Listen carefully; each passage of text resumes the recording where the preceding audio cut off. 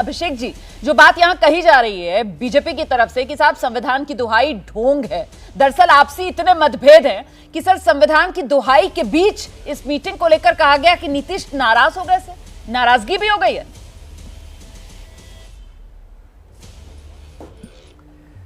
कुछ स्क्रिप्ट तो चलानी पड़ेगी ना भारतीय जनता पार्टी को।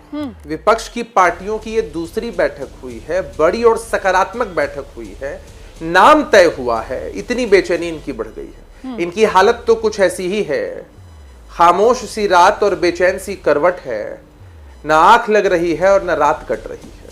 इससे पहले आपने कब देखा था कि प्रधानमंत्री जी की अध्यक्षता में इतने बड़े पैमाने पर एनडीए की बैठक बुलाई गई?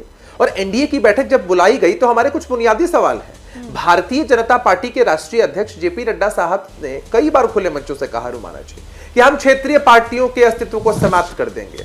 तो बताएं कि इतनी पार्टियों को बुलाया है उनके अस्तित्व को समाप्त करने के लिए, और जो कुछ पार्टियां गई हैं इनके यहां, वो जवाब दे कि क्या उन्हें अपना अस्तित्व समाप्त करवाना है।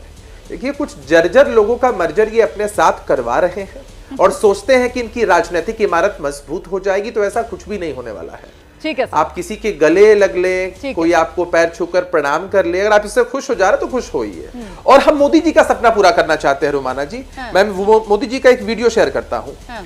मोदी जी ने किस तरह से रैली में कहा था, vote for India, vote for India Modi ji कह रहे हैं। भाइयों बहनों, और आप मेरे पीछे बोलिए, मैं बोल रहा हूं और आप मेरे पीछे बोलिए। आपको भी प्रचार के लिए मोदी जी की जरूरत पड़ रही है। मतलब मोदी जी की ताकत क्या है, उनकी लोकप्रियता क्या है, ये आप उसका एहसास करवा रहे हैं ये वीडियो दिखाकर दर्शकों को। कोई बात। अभिषेक जी, मैं आपसे ये जानना चाहती हूँ सर कि एक तरफ इंडिया है, दूसरी तरफ आप लोग कह रहे हैं कि साहब हमारी देखम देखी एनडीए लेकर आ गए। लेकिन सवाल ये सर कि अगर एनडीए और इंडिया दोनों को देखा जाए सर, तो फिर आपसी मतभेद जो हैं वो एनडीए में उस रूप में नजर नहीं आते हैं जिस रूप में इंडिया में नजर आते हैं। यहां पर एक तरफ बंगाल में TMC versus left versus Congress, Kerala में लेफ्ट वर्सेस कांग्रेस, बिहार की बात कर ली जाए सर तो वहां पर जेडीयू भी है, आरजेडी भी है, कांग्रेस पार्टी भी है। उत्तर प्रदेश की बात की जाए समाजवादी पार्टी, कांग्रेस। सर ये किस तरीके से तालमेल बनेगा? कहीं ये जो आपसी मतभेद हैं, अभी नाम संयोजक तक तो ठीक है, लेकिन जब असली टेस्ट आएगा उस वक्त कहीं डगमगा तो नहीं जाएगा इंडिया? रुमाना जी, सबसे पहले तो मैं उम्मीद करूंगा कि बड़े पेशेंस के साथ मैं आपके डिबेट में सभी को पैनलिस्ट की बातों को सुन रहा था। मेरी भी पूरी बात आप सुनेंगे ताकि जनता तक हमारा जो व्यू पॉइंट है वो पहुंच पाए।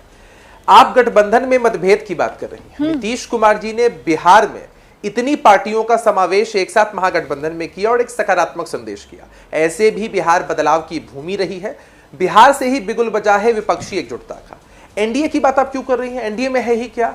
लगभग 25 ऐसे दल हैं जो उस बैठक में आए थे जिनके पास एक भी सांसद नहीं है।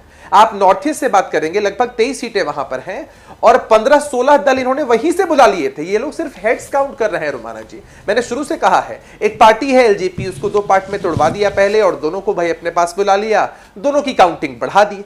आप वोट परसेंटेज की बात कर लीजिए ना, कि देश में जो पिछले चुनाव हुए या फिर जो चुनावों का एक्सपेक्टेड रिजल्ट्स होता है उसके हिसाब से प्रदेशों में वोट परसेंटेज के हिसाब से इंडिया का कुनबा एनडीए पर बहुत भारी है। और यही सब मजबूत कारण है कि ये जानते हैं कि ये कहीं टिकने नहीं वाले। सर मैं नहीं जानती हूं आप कौन सा आंकड़ा लेकर आए हैं, लेकिन एक आंकड़ा मेरे पास भी है जो आप कह रहे हैं कि साहब एनडीए पर इंडिया भारी है, क्योंकि सर एनडीए जो 39 दल हैं, 25 करोड़ लोगों ने एनडीए को वोट दिया, 2019 के आंकड़ों के हिसाब से बता रही हूं सर, और इंडिया को 23 करोड़। ये आंकड़ा मैं भी लेकर आई थी सर, एक रिसर्च थोड़ी सी मैंने भी की थी। लेकिन जिस बात का जिक्र आप कर रहे थे कि साहब मिसाल पेश कर दी नीतीश कुमार ने, तो देखिए किस तरीके से सबको जोड़कर सरकार चलाई। तो सर आरसीपी सिंह साहब को भूल गए, उपेंद्र कुशवाहा को भूल गए सर, जीतन राम मांझी वो तो बिल्कुल अभी हाल का ही मामला है, उनको भी भूल गए क्या? किन जर्जर लोगों की बात कर रहे हैं? आरसीपी सिंह जी क्या थे? हमारी पार्टी के एक सदस्य थे, मुखबिरी कर रहे थे भारतीय जनता पार्टी के अध्यक्ष थे सर, मतलब जो साथ नहीं है वो जर्जर हो गए। अध्यक्ष थे ना आपकी पार्टी के। भैया पार्टियों की बात करिए ना, रुमाना जी आप पार्टियों की बात करिए, रुमाना जी पार्टियों की बात करिए। पार्टी के अंदर से एक सदस्य उठकर कहीं चला जाता है, उसको आप पूरी पार्टी का आकलन मत जोड़िए उसके हिसाब से। नीतीश कुमार जी के नेतृत्व में जनता दल यूनाइटेड पहले भी मजबूत थी, आज भी है, और यही भारतीय जनता पार्टी है। नीतीश कुमार जी के चेहरे पर लड़ती आई है। यही प्रधानमंत्री नरेंद्र मोदी जी ने कहा था कि नीतीश जी ही हमारे चेहरा होंगे। भले ये लोग चिराग बारे में आप क्या कहेंगे? जनता दल यूनाइटेड को कमजोर करने की कितनी भी साजिश। सर अभी आपने खुद ही बात कही है चेहरे की, और आप खुद ही एबीपी न्यूज आपको रखे आगे।